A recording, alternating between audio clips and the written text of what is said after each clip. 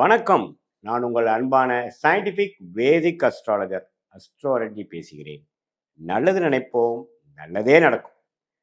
இந்த வீடியோவில் நம்ம என்ன பார்க்க போறோம்னா, ஆகஸ்ட் 2026 கடகராசிக்காரர்களுக்கு எத்தகைய ஒரு பலாபலன்கள் நிறைந்த ஒரு மாதமாக வரப்போகுதுங்கிறது நாம சயின்டிஃபிக் வேதிக் அஸ்ட்ராலஜி முறையில் எதையும் மிகைப்படுத்தாமல் உள்ளது உள்ளவாறு நம்ம பார்க்க போறோம்.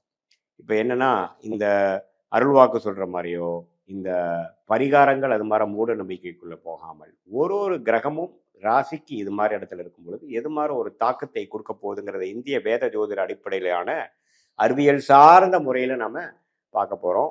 இப்போ பாருங்க, ஆகஸ்ட் 2026 எப்படி இருக்க போகுது அப்படின்னு பார்த்தீங்கன்னா, கடகராசிக்கு வந்து அஷ்டம சனிலாம் முடிஞ்சு ஓரளவுக்கு பிரச்சனையிலேருந்து மீண்டு வந்து கொண்டிருக்குங்கிறதா உண்மை. ஸோ இதில் வந்து குருவார் ராசிக்குள்ளே வரும்பொழுது நல்ல ஒரு நிவர்த்தி, அதாவது இதுவரைக்கும் நம்ம என்னமா தவறாக ஒன்று பண்ணிட்டு இருந்தோமோ அதெல்லாம் வந்து நல்லா புரியக்கூடிய ஒரு அமைப்பு. இப்போ சில பேர் சொல்றீங்க, என்ன சார் கடகராசி குரு ராசிக்குள்ளே வந்திருக்குன்னு சொல்றீங்க, ஒன்றும் விலகலையே, ஒன்றுமே நான் பிரச்சனையில தானே இருக்கேன் அப்படின்னு நினைப்பீங்க. ஆனால் இவர் வந்துதான் என்ன பிரச்சனை, இதுவரைக்கும் நம்ம செய்ததில் என்ன ப்ராப்ளம் இருக்குங்கிறத காட்டினாதான் அடுத்த லெவலுக்கு நம்ம போக முடியும். ஸோ அது மாதிரி ஒரு நல்ல விஷயத்தை கொடுக்கக்கூடிய ஒரு திருஷ்டியை உச்ச குரு வந்து ராசிக்குள்ள கொடுத்து 7, 9, 5ங்கிற அருமையான பாவத்தை பார்க்கும் பொழுது, இனிமேல் நம்மளுடைய வாழ்க்கை பயணம், நம்ம செய்யக்கூடிய தொழில் அமைப்புகள், வேலை அமைப்புகளை திருத்தி கொண்டு கொஞ்சம் மாற்றி அமைத்து கொண்டு நல்ல விதமாக போய் அடுத்து வரக்கூடிய வாழ்க்கைக்கு வேணுங்கிற ஒரு அஸ்திவாரத்தை, ஃபவுண்டேஷனை செய்யக்கூடிய அமைப்பாக நாம் எடுத்துக்கொள்ளலாம். ஸோ கண்டிப்பாக கடகராசிக்கு குரு ராசிக்குள்ளே வந்திருக்கிறார். சனி பார்த்தீங்கன்னா 9ஆம் இடத்தில் இருக்கிறார். 8ஆம் இடத்தில் ராகுவும் 2ஆம் இடத்தில் கேது இருக்கிறார். ஆனால் இந்த ஆகஸ்ட் மாதம் என்ன நடக்குதுன்னா, உங்களுடைய ராஜயோகாதிபதி செவ்வாய் 12ஆம் இடத்திலும், ராசிக்குள்ளேயே பார்த்தீங்கன்னா புதனும் சூரியனும் வராங்க. ஸோ 2ஆம் இடத்து அதிபதி புதன், சூரியன் பார்த்தீங்கன்னா ராசிக்குள்ளே வருவது, புதன் ராசிக்குள்ளே வருவது நம்ம ஒரு நல்ல அமைப்பு. குருவோட சேருகிறார்கள். ஸோ எப்போ ஒரு குருவோட புதன் சூரியன் சேருகிறார்கள், அதே மாதிரி சுக்கிரன் 3ஆம் இடத்துக்கு வழங்கும் பொழுது நல்ல ஒரு அமைப்பு தான். அதாவது புத்தி கூர்மை உண்டு சில விஷயங்கள் செய்கிறது, இது வரைக்கும் நம்ம என்ன மாதிரி தப்பு பண்ணோங்கிறத தெரிஞ்சு இப்போ டோட்டலாக ஆல்டர் பண்ணுறது, படிக்கிற மாணவர்களுக்கெல்லாம் பார்த்தீங்கன்னா நல்ல உத்வேகமான ஒரு கான்சென்ட்ரேஷன், படிப்பு முயற்சி, அது மூலமாக நல்ல ஒரு பலன்கள்.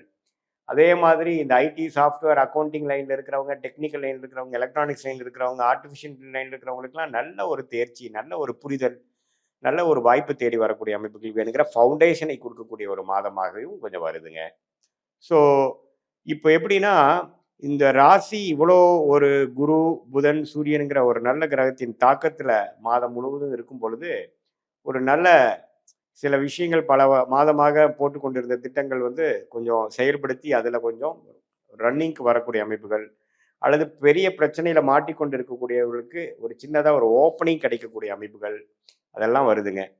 அப்புறம் உங்களுக்கு மாதத்தின் செகண்ட் ஹாஃப் பாருங்க, சூரியனுங்கிற தனகாரகனே 2ஆம் இடத்துக்கு போய் சில வருமானம், வரவேண்டிய பணம் கொஞ்சம் வந்து நமக்கு நிவர்த்தி பண்ணுற மாதிரி சில பிரச்சனைகளை வந்து நமக்கு சால்வ் பண்ணி கொடுக்கக்கூடிய அமைப்பாக நமக்கு வருது. ஸோ இதுதான் பார்த்தீங்கன்னா, அந்த உங்களுடைய ஜாதக அமைப்பில் பார்த்தீங்கன்னா, அந்த கடகராசிக்கு குரு புதன் சூரியன் செவ்வாய் 12 இருக்கும் பொழுது என்ன, உங்களுக்கு வந்து ஏதோ ஒரு இடமோ வீடோ ஏதோ ஒரு விஷயங்கள் விரயம் பண்ணி கூட சில பிரச்சனைகள் சால்வ் பண்ணிக்கலாம். அதுக்கப்புறம் அதை ரீஇன்வெஸ்ட் பண்ணி இன்னொரு இடத்துக்கு கொண்டு போகலாம். அது மாதிரி விஷயங்களும் கொடுக்கக்கூடிய அமைப்புகள் இருக்குது. ஸோ குழந்தைகள்னால ஒரு நல்ல விஷயங்கள், வேலை தொழிலில் கொஞ்சம் முனைப்பான ஒரு முயற்சி, அதே சமயத்தில் சில ஒரு அஷ்டம சனியிலேருந்து கொஞ்சம் மீண்டு வந்து இப்போ கொஞ்சம் அடுத்த லெவலுக்கு போகக்கூடிய ஒரு அமைப்புகளும் இந்த வருஷம் நான் ஸ்டார்ட் பண்ணிட்டேன் அப்படிங்கிற அமைப்பு. ஸோ இந்த குரு பயிற்சி அற்புதமான ஒரு பயிற்சியாக இருக்கிறனாலையும், புதன் சூரியன் ராசிக்குள்ளே வருவதனாலையும், 2ஆம் இடத்துக்கும் சூரியன் வந்து மாத இறுதியில் போகிறனாலையும் நல்ல ஒரு அமைப்பு.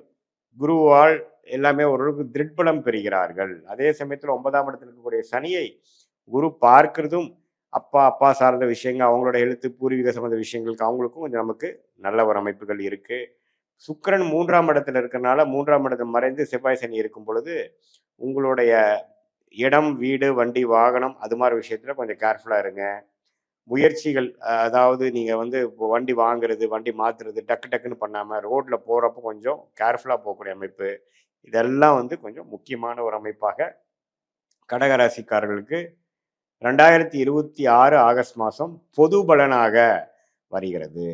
இது பார்த்தீங்கன்னா, மேலோட்டமா பார்க்கும் பொழுது ஓரளவுக்கு நல்ல அமைப்புகள் இருந்தாலும், இப்போ கொஞ்சம் அப்படியே நீங்க செய்யற விஷயத்துக்கு உடனே பலன் கிடைக்கலினாலும், செப்டம்பர், அக்டோபர், நவம்பர்ல நீங்க ஆகஸ்ட் மாசம் இது மாரி சில விஷயங்கள் டெசிஷன் எடுத்து நீங்க பண்ணீங்களோ, யார கான்டாக்ட் பண்ணி பண்ணீங்களோ, அல்லது மாணவர்கள் வந்து எது மாரி லைன்ல நீங்க போய் ஜெயிக்கலான்னு முடிவு பண்ணீங்களோ, அல்லது வியாபாரிகளா இருக்கட்டும், சீனியர் சிட்டிசனா இருக்கட்டும், என்ன சிந்தனை வந்ததோ, அது பிற்காலத்துல ஒரு நல்ல பலன்களை குடுக்கக்கூடிய ஒரு அமைப்பாக கடகராசிக்காரர்களுக்கு இருக்கு. இது பொதுவான பலனே தவிர, உங்களுடைய பிறந்த தேதி, பிறந்த நேரம், பிறந்த உரை வைத்து திருக்கணித பஞ்சாங்கத்துல ஜாதகத்தை போட்டு நம்மளுடைய கன்சல்டேஷன்ல நீங்க பார்க்கும் பொழுது, உங்களுக்கு எது மார தசாபுக்திகள் போய் கொண்டிருக்கிறது, எது மார அமைப்பு உங்க ஜாதகத்துல இருக்கு, சயின்டிஃபிக்கா எப்படி தெரியுது, டிகிரி அடிப்படையில பார்க்கும் பொழுது கர்மா எப்படி வேலை செய்யுது, பாஸ்ட்ல எப்படி வந்தீங்க, இப்போ பிரசன்ட் எப்படி இருக்கு, ஃபியூச்சர் எப்படி போக போகுது, நீங்க எது மாரி முடிவுகள் எடுக்கலாம்? ஏன் இது மாரி ஒரு சூழ்நிலை நமக்கு வந்தது? இதுலேருந்து எப்படி நம்ம தப்பிக்கலாம்?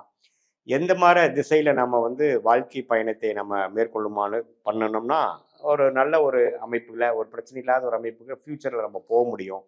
எது மாரி துறை நமக்கு யோகமா இருக்கு? எது மாரி துறை யோகம் இல்லை? எப்போ கடன் அடையும்? எப்போ நமக்கு வந்து பெரிய பிரச்சனைகள் முடிவு வரும்? எப்போ உடல் உபாதைகள் குறையும்? எப்போ கல்யாணம் ஆகும்? எப்போ வந்து குழந்தை பருவம் கிடைக்குங்கிற மாதிரி வாழ்க்கைக்கு வேணுங்கிற எல்லா விஷயங்களும் நம்மளுடைய தசா புக்தி அந்தர சூக்ஷமத்தை இப்ப நம்ம பேசின கோச்சார ஜோதிடத்தையும் சேர்த்து வைத்து பார்க்கும் பொழுது நல்ல அமைப்பாக நமக்கு வந்து இந்த ஒரு மாதம் வந்து ஃபியூச்சருக்கு வேணுங்கிற எல்லா முடிவுகளையும் எடுக்கக்கூடிய ஒரு அமைப்பாக எப்படி வருதுங்கிறதையும் நம்ம கண்டிப்பாக பார்க்கலாம். இப்போ பாருங்க, சில பேர்த்துக்கு பாருங்க, தொழில் பண்ணலாமா, வேலை பண்ணலாமாங்கிறது ஒரு சந்தேகம் வரும்.